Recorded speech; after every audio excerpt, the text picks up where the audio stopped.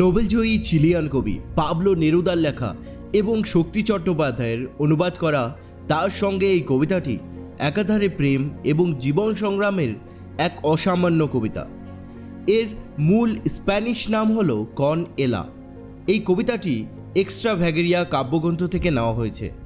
কবিতাটিতে কবি বুঝিয়েছেন প্রকৃত প্রেম শুধু সুখের দিনের বা রোম্যান্সের বিষয় নয়, বরং চরম বিপদের দিনে একে অপরের হাত ধরে কঠিন বাস্তবতার বিরুদ্ধে লড়াই করার নামই হলো আসল ভালোবাসা।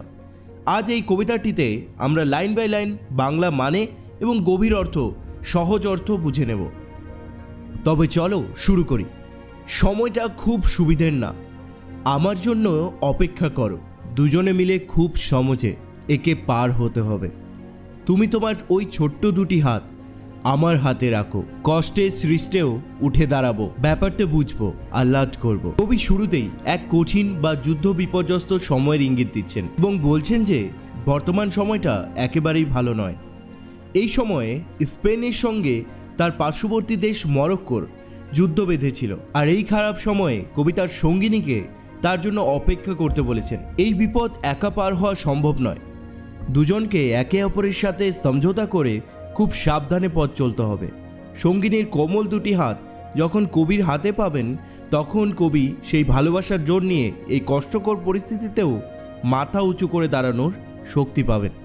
তারা বাস্তব পরিস্থিতিটাকে বুঝবেন এবং সব বাধা পার করে একদিন বেঁচে থাকার আনন্দ বা আহ্লাদ উপভোগ করবেন। আমরা আবার সেরকম এক জুড়ি, যারা স্থানে অস্থানে বেঁচে বেঁধতে এসেছে, পাথরে ফাটলেও যাদের বাসা বানাতে আটকায়নি। এখানে কবি নিজেদের সম্পর্কে দৃঢ়তার কথা বলেছেন। তিনি এবং তার সঙ্গিনী, তারা এমন একটি জুটি বা কাপল যারা যে কোনো প্রতিকূল পরিবেশের সাথে মানিয়ে নিতে পারে। যেমন তুমি দেখতে পাবে পাথরের ফাটলেও কিন্তু গাছ শিকড় গজিয়ে বেঁচে থাকে, তেমনি সঙ্গিনীকে নিয়ে কবি এই যুদ্ধের দিনগুলিতেও তাদের অস্তিত্ব টিকিয়ে রাখবে এবং ভালোবাসার বাসা বুনতে থাকবে।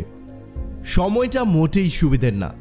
রোসো আমার জন্যে দাঁড়াও, কাকে ঝুড়ি নাও, শাবল নাও, জুতো পরো, কাপড় চোপড় সঙ্গে নিয়ে নাও, যা পারো।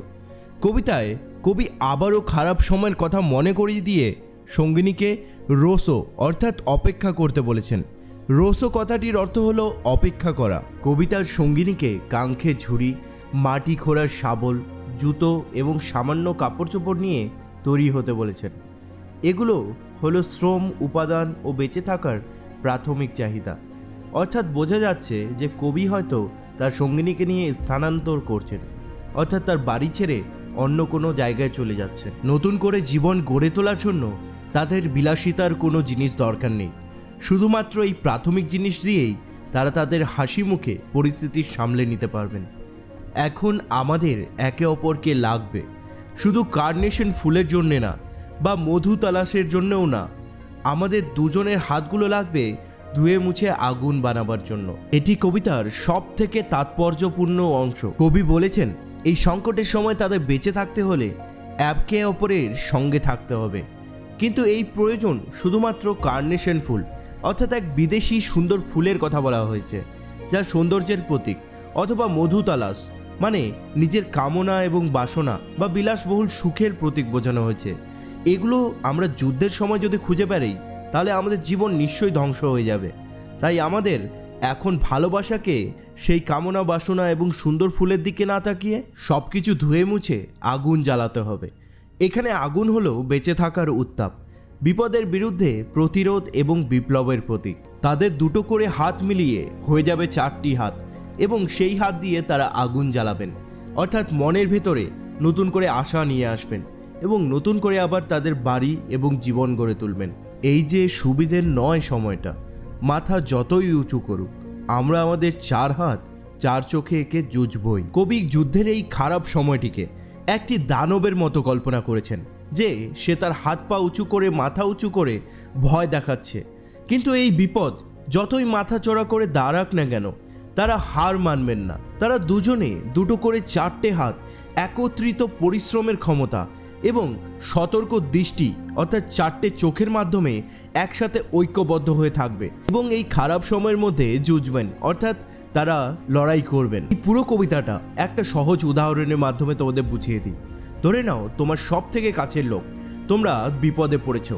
হতে পারে সেটা জীবনের খুব খারাপ সময়, অথবা ক্যারিয়ার ক্রাইসিস, অথবা তোমরা একটা কোনো জায়গায় গিয়ে ঝড়ের মধ্যে আটকা পড়েছো।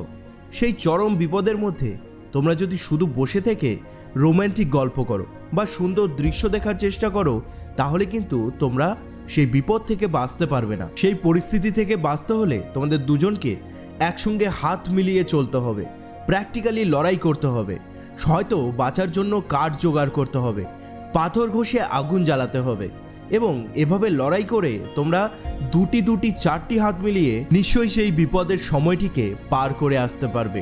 এই কবিতাটির একদম ভেতরের কথা হলো, সত্যিকারের ভালোবাসা শুধু সুখের দিনের বেলা নয়, সত্যিকারের প্রেম হলো জীবনের সবচেয়ে কঠিন বা অন্ধকার সময়ে একে অপরের হাত শক্ত করে ধরে রাখা।